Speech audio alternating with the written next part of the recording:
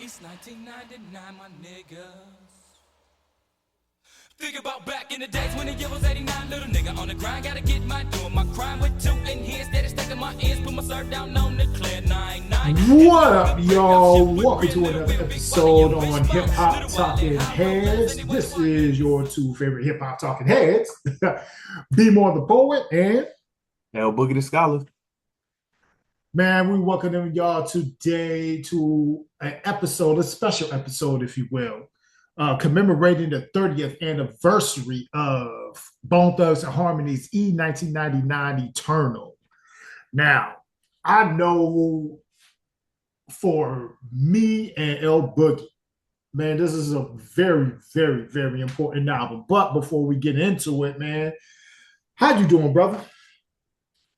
I am doing well. Just chilling. I hear the rain coming down outside, but watering the earth, cooling it down. Stand the Oh, here you rain. go. Now, man, it's needed, right? Hot ass summer, the rain cools the earth down a little bit, moderates things. I know my grass needs it too. So, how you doing? Man, bro, you know what I'm saying? I was glad I got to partake in the little football, you know what I'm saying, last week, you know what I'm saying? So, it's right around the corner, man. And I'm excited about that. I'm excited for life. I'm excited my grandbaby is healthy. I'm excited all my kids is healthy. I didn't mean to say that like I got 12 of them, but I'm happy everybody's healthy, man. I praise God for another He ain't day, got man. 12 of them, y'all. He ain't got 12 of them. He got 17. He been out here spreading his seed. I'm just playing. I'm just playing. Metro Royal Oats. Oh shit. But, all right, man. So like we said in the opening, man, you know what I'm saying? E1999 Eternal was a very important album for both me and Leroy, or to both me and Leroy, shall I say. And it turned 30 this year, man. So we're gonna give y'all just kind of a little retrospective on it. You know what I'm saying? Give y'all some of our thoughts and some of our favorite tracks from the album, and then in the episode talking about why it's so important to us. So, to start it off, man, L Boogie, man, what brought you to the album? What was the single that made you want to check this whole project out? Curse of the month.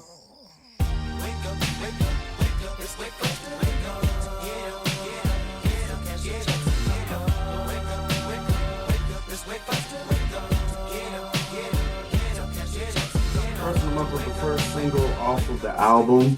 For all of our listeners, for a little bit of context, East 1999 Eternal is Bone Thugs and Harmony's second album, released on July 20, was it 5th? July 27th? July 27th, July I believe. 25th. July 25th. There we go. July 25th. You're right. July 25th, 1995. And there was a reissue of the album in 1996 as a result of their mentor Eazy-E passing away. They met Eazy-E in Los Angeles, after spending money on bus fare and effectively being homeless and transportationless, but he gave them a shot. They performed for him over the phone, gave them a shot to come out to LA, and the rest is history. And he was the one that took them under his wing.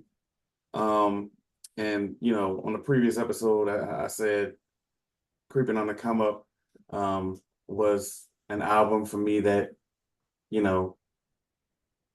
really, really brought me into hip hop. But as far as East 1999 Eternal goes, like the first song that pulled me in was the first single, First of the Month. And, the music video for it was pretty dope. Crazy Bone sitting on the front of the car as they're supposed to be riding through the city of Cleveland. And then there's, of course, there's that part where Busy Bone is kind of dozing off, but he's also waking up and he's got the scully on with the cross, not the cross, the skull on it that's a Right. flame, which was pretty dope to me. Again, as a 10-year-old kid, I wasn't saying this was dope. I was saying this is cool. And I That really motherfucker dug head it. is on fire, bro. And he rapping. Hey, that was some unique stuff to me. Like, oh snap, he got a flame on his head, you know? But no doubt, man. I know for me, the single that bought me in was The Crossroads. That was the first one that I heard, and that was the one that just hooked me, hook, line, and sinker, if you will. Boom, boom, boom, boom, boom, boom, boom, boom, boom. Now tell me what you gonna do when it ain't nowhere to run. When judgment comes for you, when judgment comes for you. Tell me what you gonna do when it ain't nowhere to hide. When judgment comes for you, 'cause it's gonna come for you. So yeah, that was the one. And you know what I'm saying? Like, It's funny about that song because, and I don't mean to cut you off, but you know, there was a lot of people that I knew, in middle school who were scared of the music video. bro, because it was Definitely the Uncle Charles part. Yeah. Well, not only that, but I heard people talking about, when Trey was singing at the very beginning in the church during the funeral service, and the only person that could see death was the young man's, mother or relative, female relative. People assume that was her mother. I mean, his mother. And so it was the death's warm face in the wall, like his big face in the wall. And, of course, what you just said, when he just walked up and killed Uncle Charles on the front porch. Bro, the fact that Wishbone wanted to square up with death. with death. Like he stepped in front of him like, nah, you ain't leaving, bro. You just killed my uncle. Yeah. Where's your hands, good buddy? But yeah, man, like it was because it didn't scare me. Like I wasn't, I don't know. I just took it as a music video and it didn't seem scary to me. Even the black eyes didn't actually scare me as a 11-year-old kid. It did not. But yeah, when I was back then in middle school, people was like, man, I'm scared of that video. Why? Man, yeah, apparently it fazed me not because I was excited every time it came on. So Right. but yeah, man, that was definitely the single that bought me in, man. So now, little trivia. As you know, there was like 18 tracks on the album. Right. 2 of them did not. There was one that did not feature Lazy Bone, one that did not feature Busy Bone. Just as a quick little trivia, can you tell me what those are? Ha! No shorts. No, not no shorts, no losses. What's the name of the song? Shots to the Double Glock. For I who? believe that doesn't feature Busy. Correct. Woo! You talk about trivia. This is some legit trivia here. Well, this could be like the $1 million question on Who Wants to Be a Millionaire. Woo! 5 seconds. Do, do, do, do, do, do. I don't know, bro. I don't know what you got. It is Die, Die, Die. Ah! Featuring Only Crazy and Busy. Yeah, I could have guessed Meanwhile, that. Swerve to the Birds. I could have guessed that. Yeah, so now as a bonus round to earn your points back, there was only what were the tracks that featured all 5 members? I know off rip East 1999. I know off rip East 1999. All 5 of them were definitely on that. And the order went, I believe the order went Lazy. Hold on. Lazy, I think it went Lazy, Crazy, Busy, Flesh, Wish was the order on East 1999. The other track was it No Shorts, No Losses? Yes, sir. Okay, all right. Just no losses, man. Yeah. That was it. Okay, cool. Got my points back. That's what I'm talking about. There you go.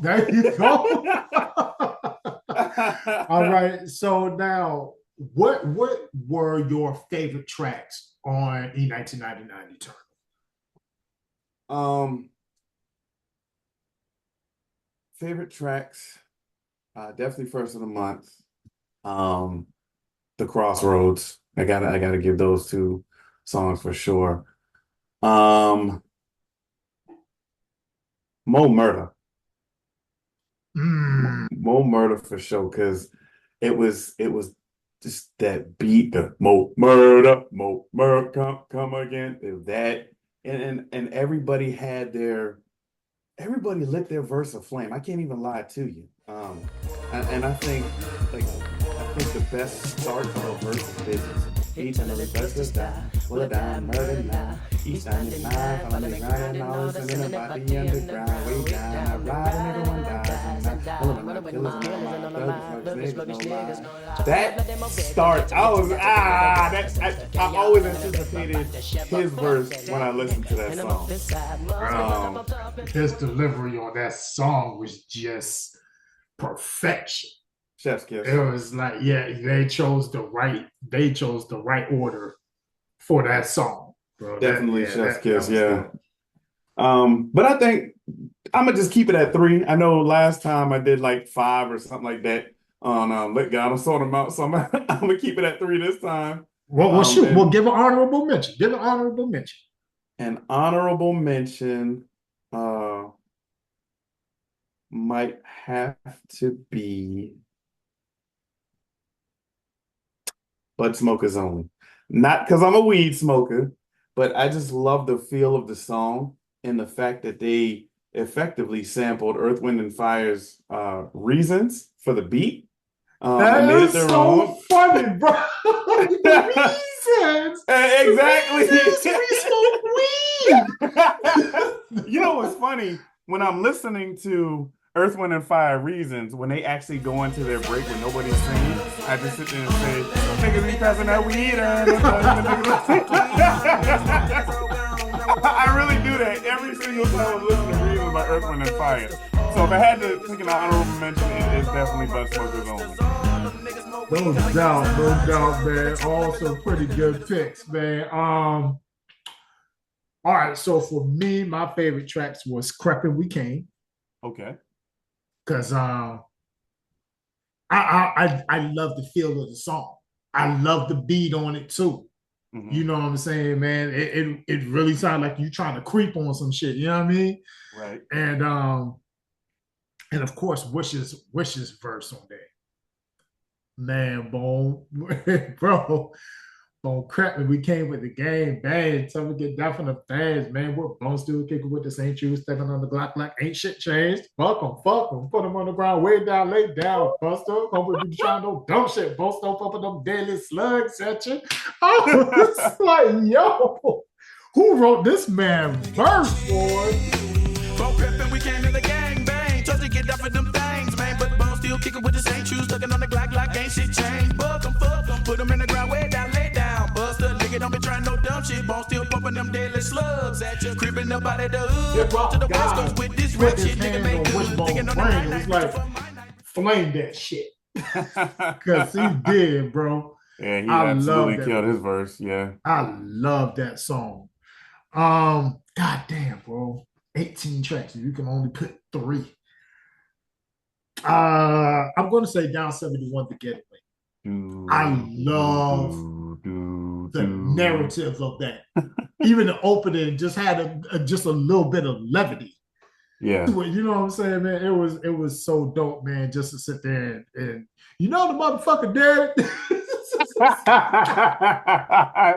Yeah.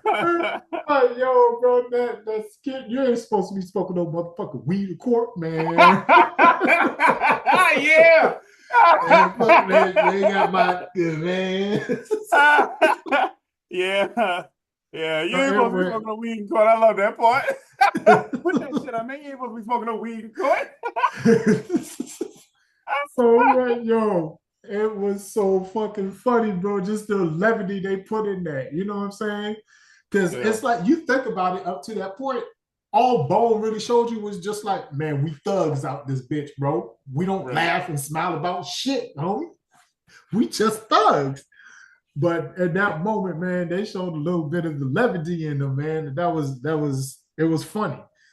Um, the way Busy starts it off, you can visualize Lazy sitting there and trying to come in as the preacher man and sit there and trying to break out with Busy. Yeah. And then Crazy sitting outside the fences waiting in the car, just trying to get away from him. Mm-hmm. It was just like, man, they did a great job on that song, painting the picture. And to be contrarian, even though Okay. Mo Murder is one of my absolute favorite songs on this dang on album, I'm actually going to go with Land of the Heartless. Okay. A nigga that always had my city with me. Now who was the nigga that put in that plastic? Nigga that thought he could die. That nigga slipped, that nigga's blasted. I'm a man from that land, never ran. I stand with gun in hand. If you Man, come a little I bit closer, just- I can turn I you love into the- sand. I Now love follow me the- down road, the stroll flow. down to Cleveland with You know Doug what I'm and saying, with Steven. man? People in the It different was and like- sleeping. Got niggas in Atlas. There was, you know what I'm saying, not trying to go maybe as fast as they can, Mm-hmm. but also kind of let it be known like, yo, you know what I'm saying? Hey, we got a little speed now, you know what I'm saying? Hey, we quick with it. We quick with it. I know y'all heard it on the other side, but we about to show y'all some shit. I loved it. I love the prelude to it. Be Killer. Yeah. Doom, Dang, doom, boy. doom, doom, killer, me killer, me killer. So Drug yeah. dealing, scandalous nigga. Yeah. But the snap, like you could just picture him standing over like a fire, just harmonizing it. You know what I'm saying, man? It was dope. For my honorable mention, All right. What you got? I'm gonna go shots to the double glide. Okay. I loved it as a posse cut. I love it, you know what I'm saying, man. Just it was just a great little posse cut, man. It just was, man. It was dope. Everybody got their time to shine. And my man at the end, you know what I'm saying? Like, go that shit wild with the buck. So where you at? Where you at? Yo, something what the red shorts and the Kool-Aid hat. I wanna whammy with a tech nine, so bitch, press your luck. Oh my gosh, bro. Thank you for saving me. I was having a hard time remembering that. Bro, but man, dog, it was like shots to the double block was just like a perfect way to end the whole joint, man. Yeah. You know what I'm saying? So that was, again, that was chef's kiss to me. It was a perfect way to end that, man. So yeah. So before we get into why the album is personally important to us, for you, what is the legacy of E1999 Eternal? And why should it be like respected as one of the great hip hop albums? Before that, let me give a little more context about the album. So, as I said earlier, there was a release in 1995 and then a re-release after Eazy-E passed away. On the original release, there was a song on there called Crossroad. Now, with that song, that song was a dedication more so to their fallen homie, Wally. And then, of course, due to the unfortunate circumstance of contracting HIV, and rapidly turning into AIDS, Eazy-E passed away, and that's when Bone Thugs and Harmony reissued the album dropped Crossroad from the album and added The Crossroads. And I think segueing into my answer for your question, I think its legacy is pretty much based around that, right? They won a Grammy for The Crossroads. Uh, it was their greatest, their biggest single, period. There was no single from Bone Thugs and Harmony or any solo projects um, than The Crossroads. And I'm not diminishing any part of the album or any member of Bone Thugs and Harmony by saying The Crossroads is the legacy of East 1999 Eternal. But what it did was the album also showed some growth from, their EP, which was their previous release, Creeping on the Come Up. Love that album too. It showed their versatility. I mean, we talked about different verses and how they flowed over certain beats, but they really showed versatility. I'm talking about from the introduction, which I still love that beat to this day. Me too. And the way it Ah, enters in with the three keys, doo, doo, doo, execution double nine style. From the yeah. introduction all the way to shots to the double Glock, they were versatile. Busy had his style, but Busy could change it up depending on the scenario. Wish had his style. We saw how fierce he was. We saw how fierce, as you mentioned, how fierce he was, right? But he also Right. could kind of tone it down, if you will. And of course, we saw harmony, like the true harmony part come out. They harmonized on Creeping on the Come Up, but it wasn't as much, because it was only 8 tracks on Creeping on the Come Up, one of which was really just an instrumental for the love of money. But like Buddha Lovers is their singing cut on this album. And when I say they interpolated the Isley Brothers' Choosy Lover and made it Buddha Lovers. Buddha Lovers. And Which, hold regardless on, of coincidentally, my bad, mhm. coincidentally, what was it? It was either that same year or a year later where Aaliyah did her version of Choosy Lover. Yeah, absolutely. Bro, Absolutely. and the way because don't lie, Buddha Lovers was the first time I heard that instrumental. Hmm. So I'm sitting there thinking about it like, dang, Aaliyah sat there and bit off a bone. And that absolutely wasn't the case, but yeah, I can see where you got that from. But yeah, like the way that they harmonized on Buddha Lovers. Buddha Lover.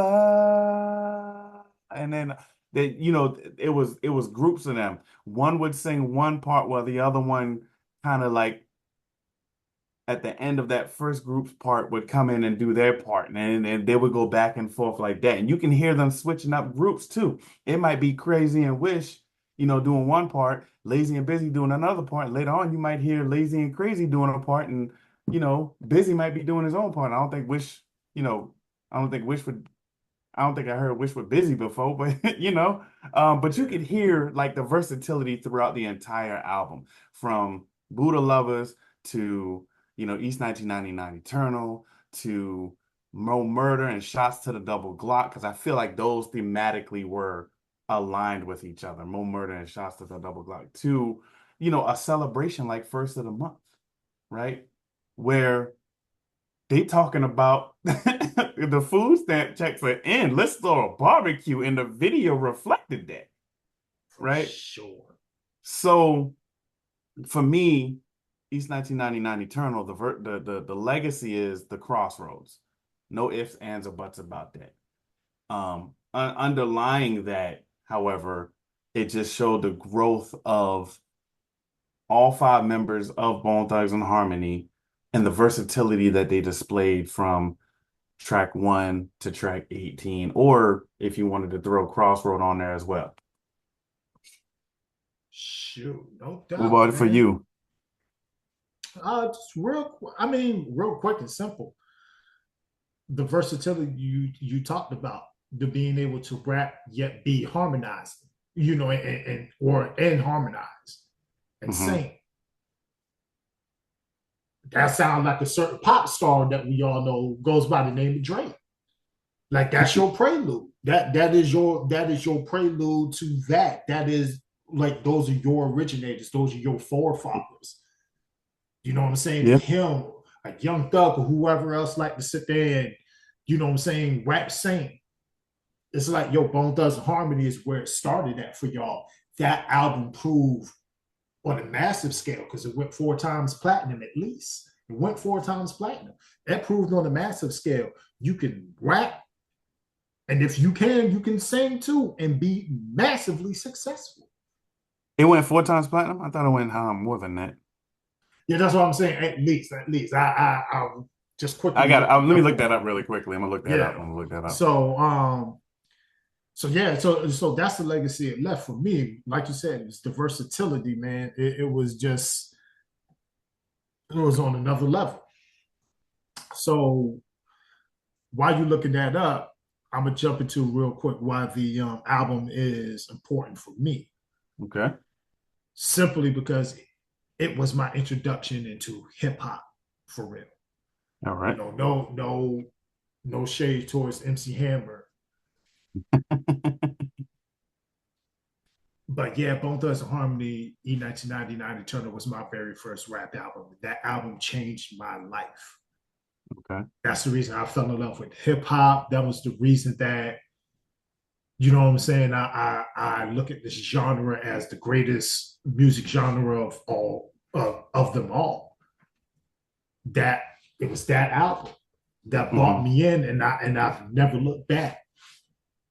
So you know what I'm saying? That it's almost like I give all the thanks in that album to opening my eyes to hip hop and what it could be. You know what I'm saying? And so that album, E1999 Eternal, will always hold a special place in my heart. What about for you? Well, like I had previously said, I wasn't owning any CDs as a kid. My brothers had the CD, or back up and talk. It's more the technology in that time frame was cassette tapes and then CDs. So I didn't own any albums of my own back then. I will say this though. East 1999 was so influential on me. When I graduated out of boot camp, when I was in the Navy, I was at apprenticeship training and development. And the first CD I ever bought myself was Music Soul Child's I Just Want to Sing. I bought that album along with a portable CD player. But that was only because that was the CD at the Next, the Naval Exchange on base. But the next CD that I bought myself, which I still have this copy, is East 1999 Eternal. Just because I remember being in middle school rapping East 1999 in class and people recognizing like, yeah, he's rapping East 1999. It was one of those albums where it's like, man, I really dig this group. I really dig these songs. Wasn't as introspective when it came to the lyrics back then because I was a kid, right? I was 11, 12 years old when that album dropped. Um, but I still really dug the album. And again, being that Creeping on a Come Up was like that first real album that I listened to. It's just continuing listening to Bone Thugs and Harmony. Um, East 1999 Eternal is just one of those albums that like I too will hold in my heart simply because of its influence on me as well. Um, and again, that it was the second CD that I personally bought for myself. No doubt, man. No doubt. Well, man, that that uh that wraps up our conversation tonight about the 30th anniversary of E1999 Eternal, man. We hope that y'all at some point in time, go back and give it a listen, re-listen to it, listen to it again, because it's just one of those seminal moments in hip hop, man, where five dudes from Cleveland just hit the rap scene like a meteor and just let the world know they was here in a major way. So, with that being said, man, we're gonna bid y'all adieu. Say peace out and good night. And we'll catch y'all next week with another episode, man. This next week's episode should get nice and dirty. That's nice and dirty. I'm willing to bet it will. So, all right, man. Y'all two favorite hip hop heads. Say peace out. We'll holler at y'all later.